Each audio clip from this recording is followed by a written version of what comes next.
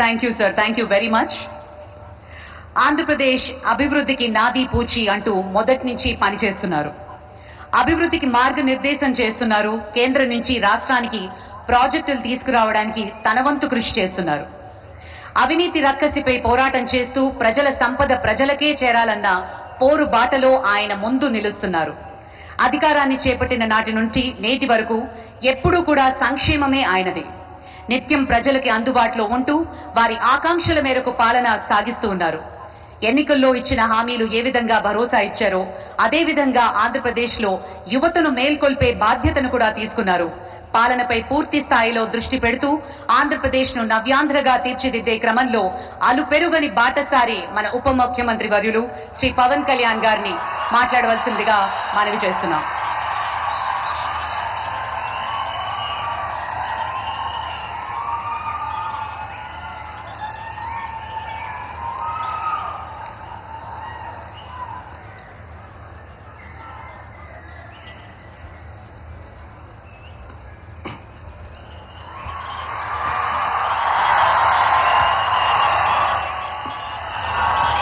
ఒక సదుద్దేశం, ఒక సదాశయం లేకుండా ఒకరు కన్యాకుమారి నుంచి కశ్మీర్ వరకు నడిచిన అది ఒక నిరర్ధకమైన నడకగా చరిత్రలో మిగిలిపోతుంది. కానీ ఒక సదాశయంతో, ఒక సత్సంకల్పంతో ఇంకొకరు కన్యాకుమారి నుంచి కశ్మీర్ వరకు ప్రజలందరితో మమేకమై వారందరినీ ఏకతాటిపైన నడిపిస్తే అది ఆత్మనిర్భర భారత్ అవుతుంది. అదే కన్యాకుమారి నుంచి కశ్మీర్ వరకు ప్రజలకి వారి పరిసరాల శుభ్రత యొక్క బాధ్యతను తెలియజేస్తే అది స్వచ్ఛ భారత్ అవుతుంది.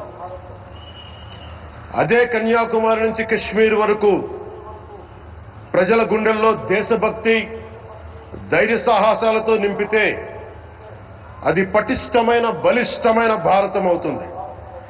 అది ఒక రోజున అఖండ భారతం అయి తీరుతుంది.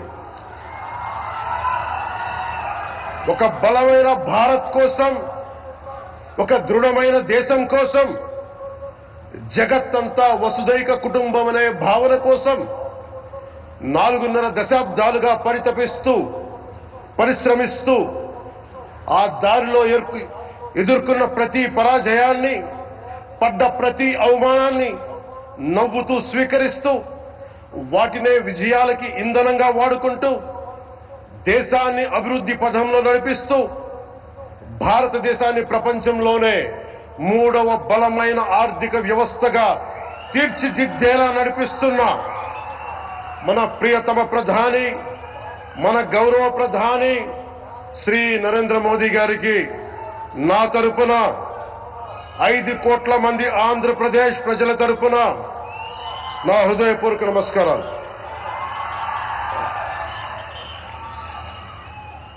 విద్యార్థి నాయకుడిగా రాజకీయాల్లో ప్రవేశించి రెవెన్యూ మంత్రిగా, ఆర్థిక మంత్రిగా మొదలై తెలుగుదేశంకి రథసారథి అయి 4వసారి ముఖ్యమంత్రి అయి తెలుగు ప్రజల్ని అభివృద్ధి పదంలో నడిపిస్తున్న దార్శనికులు, రాజకీయ ఉద్దండులు గౌరవ ముఖ్యమంత్రి శ్రీ నారా చంద్రబాబు నాయుడు గారికి నా హృదయపూర్వక నమస్కారాలు.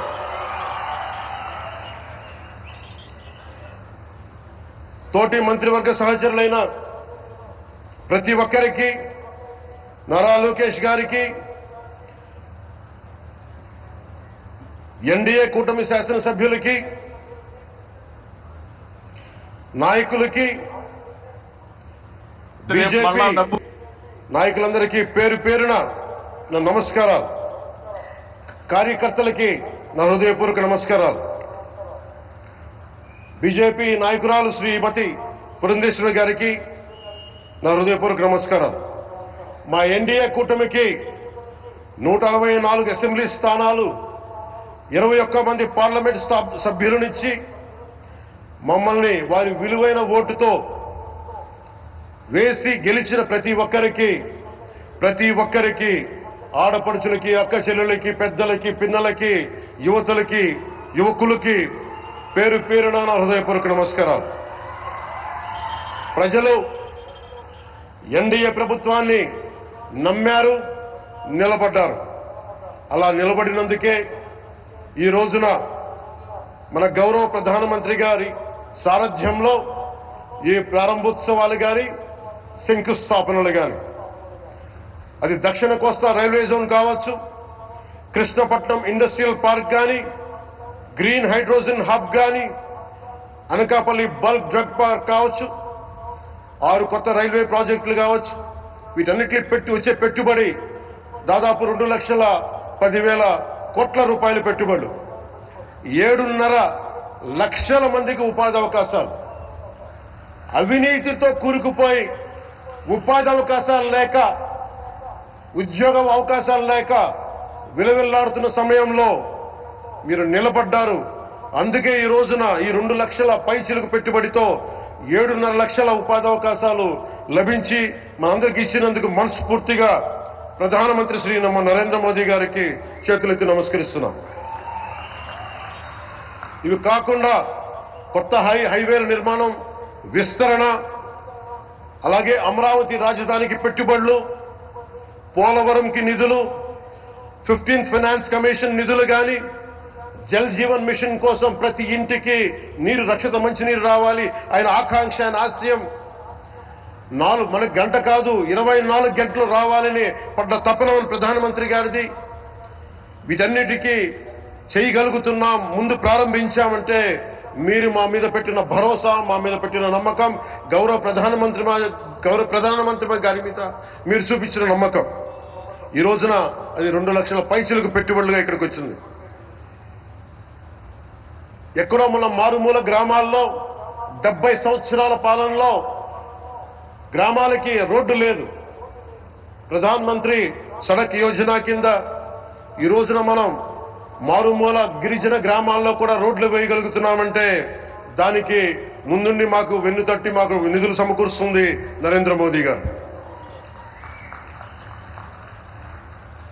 భారతం అభివృద్ధి పదంలో ఎందుకు చేశారు ఇవన్నీ అంటే, భారతదేశం అన్ని రాజ్యాలు, అన్ని రాష్ట్రాలు ఏ ఒక్కరు కూడా అభివృద్ధిలో వెనకపడకూడదు. అది మనకి తెలంగాణ కావచ్చు, ఆంధ్రప్రదేశ్ కావచ్చు, ఆంధ్రప్రదేశ్లోని ఉత్తరాంధ్ర, రాయలసీమ, మనకి కోస్తాంధ్ర కావచ్చు, ఎక్కడా కూడా ఏ ప్రాంతం కూడా వెనుకపడకూడదు. అభివృద్ధిలో అందరికీ సమాన వాటా ఉండాలని చెప్పే ఈరోజు ఇన్ని పెట్టుబడులు. ఈ మోదీ గారి సంకల్పానికి, సహకారానికి, ఆయన గైడెన్స్ కి మనస్ఫూర్తిగా నా కృతజ్ఞతలు. 5 ఏళ్ల అవినీతి అరాచక పాలనలో ఆంధ్రప్రదేశ్ అంధకారంలో కూరుకుపోయినప్పుడు ఆ రోజున మన ముందుకొచ్చి మేము ఎన్డీఏ కూటమితో మనం నిలబెడదాం, ఆంధ్రప్రదేశ్ ప్రజల ఆకాంక్షలు నిలబెడదాం, అభివృద్ధి పదంలో నడిపిద్దామని చెప్పి ఆ రోజు ఆశాజ్యోతిలో నిలబడ్డారు. అసలు అభివృద్ధికి ఆస్కారమే లేదు ఆంధ్రాకి అనే స్థితి నుంచి అభివృద్ధి అంటే ఆంధ్రానే అని చెప్పుకునేలా గౌరవ ముఖ్యమంత్రి గారి నాయకత్వం, చంద్రబాబు గారి నాయకత్వంలో, ప్రధానమంత్రి గారి నిర్దేశకత్వంలో, వారి సూచనలతో సహకారంతో కేబినెట్ కానీ, మంత్రివర్గ సహచరులు కానీ, ఎన్డీఏ కూటమి ఎమ్మెల్యేలు కానీ, మేమందరం కార్యకర్తలు అందరం కష్టపడతాం. అహిర్నిశలు రేయం భవళ్లు కష్టపడతాం. దేశ ప్రగతిలో భాగస్వామ్యులవుతాం. మేము ప్రధానమంత్రి గారికి అండగా ఉంటామని తెలియజేసుకుంటూ, ఆంధ్రప్రదేశ్లో ఉన్న ఆంధ్రాకి వెలుగుతో నింపుతున్న మీ నిండు హృదయానికి నా హృదయపూర్వక కృతజ్ఞతలు తెలియజేసుకుంటున్నాను.